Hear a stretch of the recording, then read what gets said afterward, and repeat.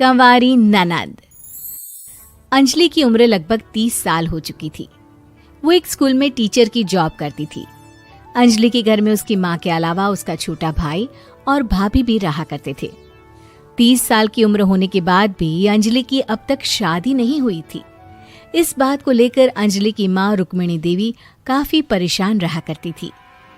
माँ, मैं स्कूल जा रही हूँ, जरा मेरा टिफिन तो दे दीजिए। अब क्या पूरी जिंदगी मैं तुझे टिफिन बनाकर देती रहूंगी? अरे कुछ सोचा भी अपने बारे में या बस ऐसे ही? क्या माँ, सुबह सुबह फिर वही बातें लेकर बैठ गई। माँ गलत क्या कह रही है अंजलि दीदी? इतनी उम्र हो चुकी है आपकी, माँ कब तक आपकी सेवा करती रहेंगी? भाभी, मैंने माँ को कब कहा कि मेरी सेवा करो?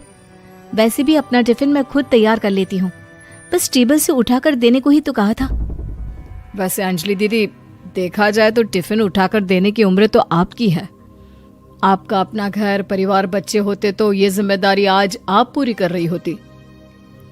एक बात मेरी समझ में नहीं आती, अगर मेरी शादी नहीं हुई तो इसमें मेरी क्या गलती है और तुम सब लोग मेरे पीछे क्यों पड़े रहते हो? अरे कुछ कहना क्या पीछे पड़े रहना होता है? अपने छोटे भाई को देख, तुझसे 3 साल छोटा है लेकिन 2 बच्चे खेल रहे हैं आंगन में। मुझे आप लोगों की कोई बात नहीं सुननी, जा रही हूँ मैं। और आप में से किसी को मेरा कोई काम करने की जरूरत नहीं है, मैं खुद संभाल लूंगी। इतना कहकर अंजलि वहां से चली जाती है।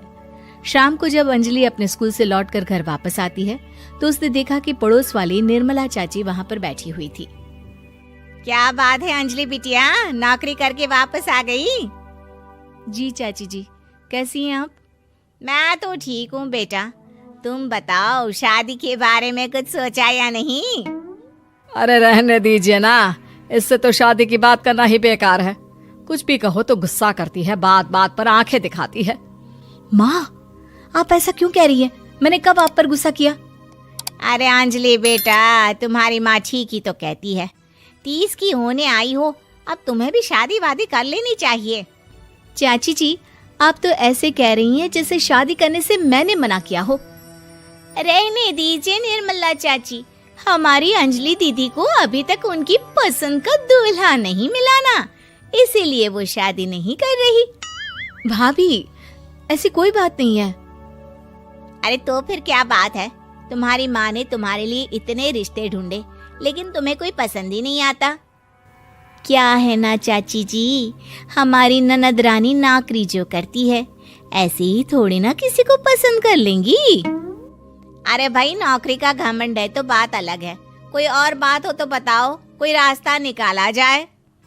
नहीं चाची जी, कोई बात नहीं है, बस मुझे अभी तक अपनी पसंद का कोई मिला नहीं है। सुन लिया आपने? इस लड़की के तो पर निकल आए हैं और इतनी उम्र में अपनी पसंद का कोई मिलेगा भी नहीं इसे। माँ, आप मेरी शादी को लेकर हमेशा मुझे ताने क्यों मारती रहती हैं? अपनी माँ की बातें तो ताने लगती है। ताने हैं? बताओ, मैंने कुछ गलत कहा क्या? देखो, ये सब छोड़ो, मेरी दूर की बुआ का बेटा है, उसकी अभी शादी नहीं हुई है, उम्र होगी कोई 34-35 साल। आप कहें तो बात आगे बढ़ाऊं? अरे हाँ हाँ, क्यों नहीं, ये भी कोई पूछने की बात है। अरे जल्दी से लड़के को यहाँ बुला लो। माँ, आप मुझसे पूछे बिना मेरी शादी की बात करने जा रही हैं और मेरी उम्र 30 भी पूरी नहीं हुई है। निर्मला चाची कह रही है कि वो लड़का 35 साल का है। अंजलि दीदी, आपको क्या लगता है इस उम्र में कोई फिल्म का हीरो आएगा आपके लिए? देखिए, अब पसंद और नापसंद की बात तो रहने दीजिए, पसंद करने की उम्र तो आपकी निकल चुकी। अब तो जो भी मिले उसी से शादी कर लीजिए, इसी में भलाई है। तेरी भाभी बिल्कुल ठीक कह रही है। अब जैसा रिश्ता मिले उसके लिए हाँ कर देना, ताकि हम भी गंगा नहाए। ठीक है, चलिए मैं उस लड़के को कहती हूँ, वो कल ही अंजलि को देखने आ जाएगा। अगले दिन निर्मला चाची के दूर का रिश्तेदार अंजलि को देखने उसके घर आता है। उसका नाम था अजय। अंजलि जी, तो आप नौकरी करती हैं, वो भी स्कूल में? जी हाँ, मैं स्कूल में टीचर हूँ। हमारी बेटी बहुत होशियार है। अरे पढ़ने लिखने में इतनी होशियार है, इसीलिए तो इसकी नौकरी लगी है स्कूल में। हाँ हाँ ठीक है आंटी जी, जरा मुझे भी तो बात करने दीजिए आपकी बेटी से। जी पूछिए ना, क्या पूछना चाहते हैं?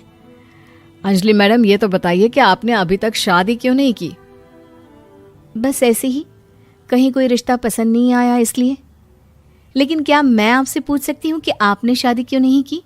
अंजलि, क्या कर रही हो तुम? लड़कियों को इस तरह की बातें नहीं शोभा देती।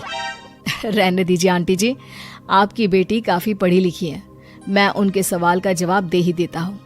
वो क्या है ना, मुझे भी अभी तक अपनी पसंद की कोई लड़की नहीं मिली। अच्छा, कोई बात नहीं। वैसे आपकी तनख्वाह कितनी है? कितना कमा लेती है महीने का? जी यही कोई 25,000 महीने। बस 25,000? इतने से क्या होता है? इतने से तो आजकल घर भी नहीं चलता। आपके कहने का क्या मतलब है? अरे मैं तो ये सोच कर आया था कि नौकरी वाली लड़की है, आराम से 40,000 कमाती होगी। माफ कीजिएगा, आपका और मेरा रिश्ता नहीं हो सकता। जी कोई बात नहीं, मुझे भी आपके साथ शादी करने में कोई इंटरेस्ट नहीं है। अंजलि, किस तरह की बात कर रही हो? घर आए रिश्ते को ठुकरा रही हो तुम। दीदी, अब इस उम्र में आपको इतनी अकड़ नहीं दिखानी चाहिए। अच्छा खासा रिश्ता हाथ से निकल गया, कहीं ऐसा ना हो कि जिंदगी भर कुंवारी ही रह जाओ आप। कुछ दिन और ऐसे ही निकल जाते हैं और अंजलि की शादी कभी नहीं होती। अंजलि के परिवार वाले बिंदास उसे ताने मारते रहते हैं, लेकिन अंजलि एक बड़ी नौकरी की तैयारी करती है और उसमें सिलेक्ट होने के बाद अंजलि को एक बहुत बड़ी नौकरी मिल जाती है। अब तो दीदी के नखरे और भी ज्यादा बढ़ जाएंगे भाई। अब तो इतनी बड़ी नौकरी जो लगी है, अब इनकी शादी होने से रही। माँ, मुझे नौकरी के लिए दूसरे शहर जाना पड़ेगा। आप जानती हैं ये बहुत बड़ी जॉब है और इसमें पैसे भी बहुत ज्यादा मिलेंगे। अच्छा, कितने पैसे मिलेंगे बेटा? माँ, मुझे हर महीने 90,000 सैलरी मिलेगी। क्या?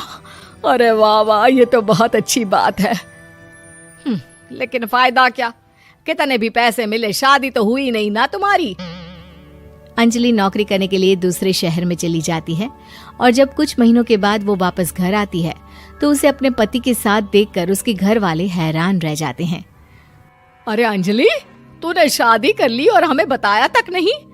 और दामाद जी करते क्या हैं? इतनी बड़ी कार है उनकी। माँ, मैं आपको सब कुछ बताना चाहती थी, लेकिन आप सबके ताने सुनकर बहुत दुखी हो गई थी और इसलिए मैंने अपनी पसंद से शादी कर ली। मेरे पति मेरे साथ ही ऑफिस में नौकरी करते हैं और बहुत बड़े अफसर हैं। और एक बात बताऊं माँ, आज मैं बहुत खुश हूँ।